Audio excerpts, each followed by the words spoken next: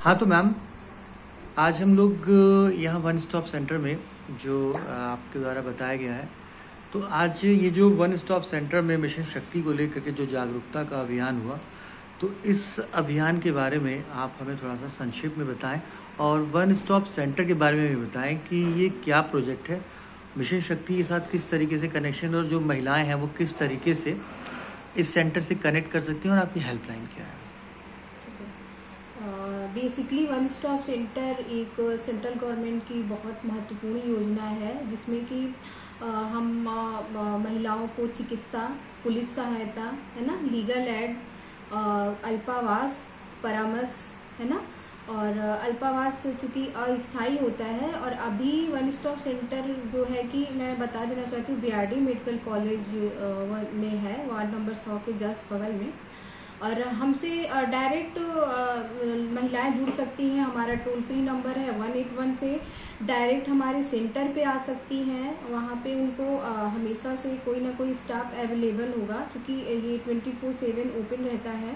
तो ज़रूरी नहीं है कि मैं ही हमेशा मिलूं, बट हमारा स्टाफ कोई ना कोई वहाँ पे अवेलेबल होगा। क्योंकि मुख्य रूप से अभी हमारे यहाँ मिशन शक्ति का 0.5 फेज चल रहा है। उसमें हम महिलाओं को कई सारी ऐसी योजनाएं हैं जिससे जोड़ रहे हैं। प्रमुख रूप से है कि कन्या सुमंगला योजना, और दूसरा है स्पॉन्सरशिप योजना और निराश्रित बच्चों के लिए। तीसरा है मुख्यमंत्री बाल सेवा योजना, जो कि कोविड के बाद से बच्चों को जोड़ा जा रहा है। ऐसे बच्चे जिनके फादर मदर में से किसी की डेथ हो गई है, या मदर की डेथ हो गई है, या फादर की डेथ हो गई है, ऐसे बच्चे जिनके फादर मदर दोनों की डेथ हो गई है, उनको इस योजना से जोड़ा जा रहा है। और वैसे भी वन स्टॉप सेंटर हमेशा से भी योजनाओं से महिलाओं को जोड़ता रहा है। यहाँ की कार्य प्रणाली की बात करें तो जब भी कभी कोई महिला आएगी हमारे यहाँ अपनी समस्या लेके, तो पहले तो उनका एप्लीकेशन लिया जाएगा, उनका कंसर्ट लिया जाएगा, और वो क्या चाहती हैं उस पर हमारी टीम पहले काम करेगी। अगर उन्हें फर्स्ट एड की ज़रूरत है तो हमारा पैरामेडिकल स्टाफ उनको फर्स्ट एड देगा। फिर अगर वो एफआईआर कराना चाहती हैं तो उनको हमारा पुलिस रिपोर्टिंग चौकी है, वहाँ पे एफआईआर के लिए भेजा जाएगा, जो कि 0 एफआईआर वहाँ दर्ज किया जाता है। उसके बाद जिस भी थाने पे उनका थाना एड्रेस आएगा, वहाँ के थाने पे वो केस फॉरवर्ड कर दिया जाता है। तीसरा, अगर महिला चाहती है कि उनकी फैमिली की काउंसलिंग की जाए तो उनकी हमारे यहाँ परामर्श दाता हैं, उनसे उनके पास केस फॉरवर्ड किया जाएगा, वो काउंसलिंग करेंगे और सेंटर मैनेजर को रिपोर्ट प्रोवाइड कराएंगे। फिर सेंटर मैनेजर मैम डिसीजन लेंगी कि उनको क्या करना है उस केस में। फिर आगे महिला क्या चाहती है उस हिसाब से हम उनको कार्रवाई और सहायता देंगे। अभी मैम जैसे कि देखा गया मिशन शक्ति में कुछ हेल्पलाइंस के बारे में बताया गया, तो वो कौन कौन सी हेल्पलाइंस हैं, थोड़ा बेसिक उनके बारे में बताएं आप। पहले तो 181 है, जो कि कभी भी महिला उस पर कॉल कर सकती है। हमारा टोल फ्री नंबर है, हेडक्वार्टर लखनऊ में है। और चूंकि दूसरा हेल्पलाइन नंबर है 112, ज़्यादातर रेस्क्यू केस 112 से ही आते हैं। चाइल्ड लाइन का 1098 है ना, वुमेन पावर लाइन है। तो उससे हम वुमेन पावर लाइन से तो हमारे पास कोई ऐसे नहीं डायरेक्ट नहीं आता है। हाँ, पुलिस के माध्यम से हमारे पास केस आता है। और चाइल्ड हेल्पलाइन का भी पुलिस के माध्यम से ही केस आता है, डायरेक्ट भी आ जाता है, चाइल्ड हेल्पलाइन की टीम लेके आती है। बाकी वन स्टॉप सेंटर पे ज़्यादातर केस 181 से ही आते हैं, 112 के माध्यम से आते हैं, डायरेक्ट भी आते हैं। क्या मैम आपके वन स्टॉप सेंटर के साथ में एनजीओज की भूमिका है, और कौन कौन से प्रमुख एनजीओज हैं जो आपके साथ वर्कआउट कर रहे हैं अभी तो आली संस्था है, और यूनिसेफ की टीम कभी कभार केसेस भेज देती है। बाकी एक ये है स्वर्गीय कुछ याद नहीं आ रहा है एनजीओज हैं, गोरखपुर की कई ऐसी एनजीओज हैं जो हमारे साथ काम कर रही हैं। अच्छा मैम, बहुत सारे लोग ऐसे हैं जो महिलाओं के अधिकारों की लड़ाई लड़ रहे हैं, वो चाहते हैं उन्हें कोई मदद पहुंचाना, तो वो आपकी इस सेंटर के साथ कैसे अटैच कर सकते हैं, कैसे उनको जोड़ा जा सकता है?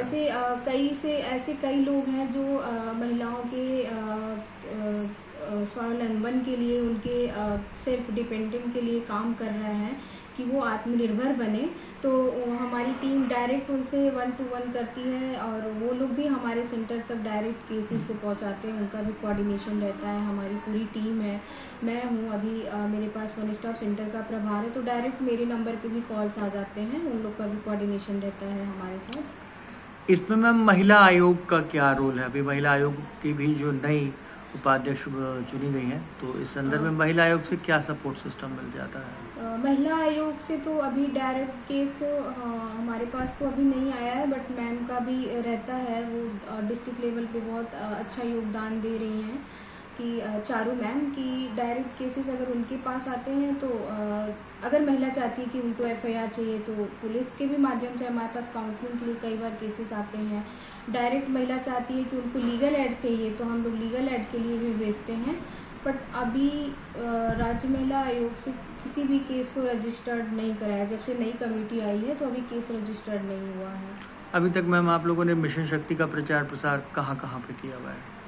अभी मिशन शक्ति का प्रचार प्रसार हम लोगों ने खोराबार ब्लॉक में किया है, पाली ब्लॉक में किया है और यहाँ पे नौसड़ में विद्यालय है अल्फा क्वांटम करके, वहाँ पे किया है। जनता इंटर कॉलेज में किया है। अभी कई जगह और भी प्लान है। दिग्विजयनाथ में भी हम लोगों का प्लान है। एनजीओज के साथ भी वर्कशॉप अभी करनी है। आज हमारे यहाँ वन स्टॉप सेंटर में अंतर्राष्ट्रीय बालिका दिवस के उपलक्ष्य में ऑपरेशन मुक्ति के तहत डालसा से सर आए थे, विकास सर के साथ किया गया है। एनजीओज पार्टनर्स भी आए थे, उन लोग के साथ भी किया गया है। तो आज का प्रोग्राम तो अच्छा रहा। ये मैम ऑपरेशन मुक्ति क्या है? ऑपरेशन मुक्ति स्पेशली है रेस्क्यू करना है इस टाइम पे। एक तरीके का ये ऑपरेशन मुक्ति गतिविधि एक्टिविटी है जो कि इस टाइम पे हम लोग स्पेशली उन बच्चों को चिन्हित करेंगे जो बाल श्रम कर रहे हैं। उन महिलाओं को चिन्हित करेंगे जो अकेली अवस्था में घूम रही हैं, उनके साथ कोई नहीं है, उनका फैमिली का कोई सपोर्ट नहीं है। उनसे हम मिलेंगे, बातचीत करेंगे और उनके साथ रेस्क्यू करेंगे। जो भी टीम है रेस्क्यू करने के लिए, जो भी शेल्टर्स होम है उनके साथ कोऑर्डिनेट करेंगे और रेस्क्यू कराएंगे।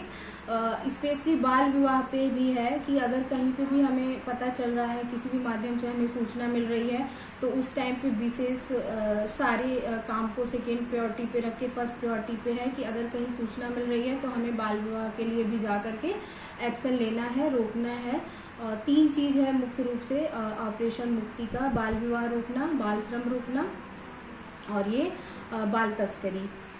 अभी मैम स्पेशली कुछ दिनों पहले हमारी माननीय राष्ट्रपति मुर्मू जी ने ये कहा कि महिलाओं की सुरक्षा को लेकर के एक अच्छे तंत्र का निर्माण करना चाहिए। उनका ये एक विजन मिशन है कि हम अपने देश की महिलाओं को सुरक्षा दे सके। तो इस संदर्भ में आपका 181 का क्या स्ट्रैटेजी प्लानिंग, अभी क्या कुछ आप लोगों ने सोचा है करने के लिए? जैसे कि 181 हमेशा से महिलाओं की सुरक्षा के लिए ही काम किया है, आगे भी करेगा।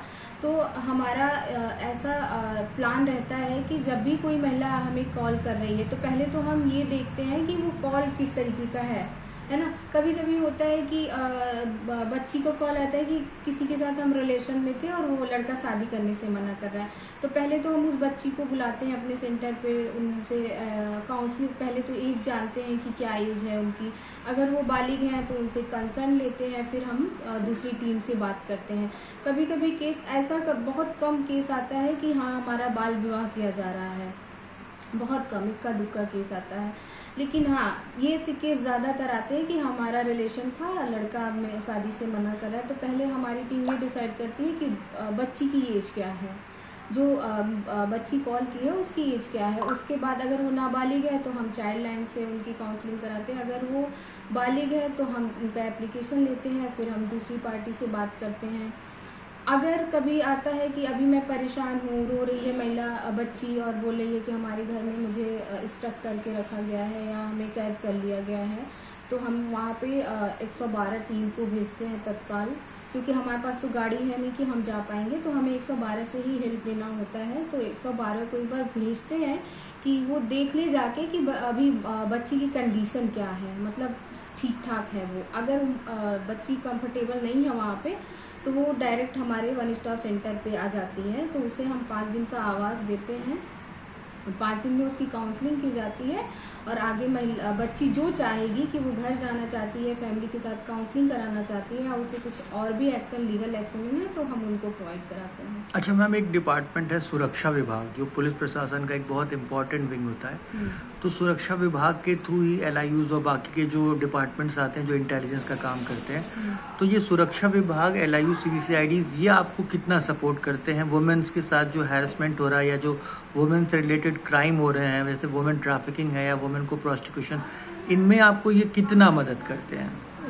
देखिए, वुमेन ट्रैफिकिंग में तो और भी NGOs के लोग हैं जो काम कर रहे हैं, जैसा कि सबसे पहले राजेश मणि जी का NGO है, बट वुमेन ट्रैफिकिंग पे बहुत कम केस आते हैं। हमारे पास तो बहुत कम आया है, 181 के पास बहुत कम आया है।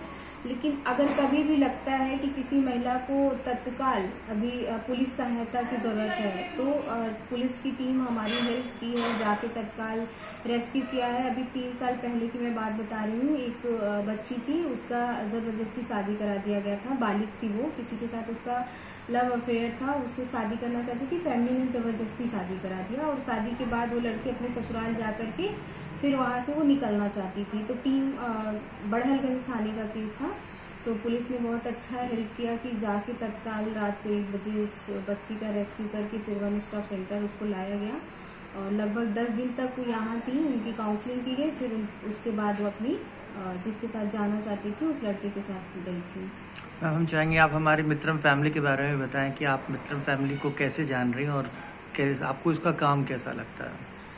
मित्रम फैमिली को तो मैं वन स्टॉप सेंटर ज्वाइन करने के बाद से लगभग 4 साल से मैं जानती हूँ। स्पेशली दीप जी से मेरी फर्स्ट मुलाकात थी कि एक केस के बारे में हम लोग डिस्कस कर रहे थे। हालांकि उस केस का एंड तो बहुत अच्छा नहीं हुआ, क्योंकि वो बाद में महिला ही कह रही थी कि हमें कोई एक्शन नहीं लेना है, बट अच्छा रहा, हम लोगों ने काफ़ी अच्छा काम किया था।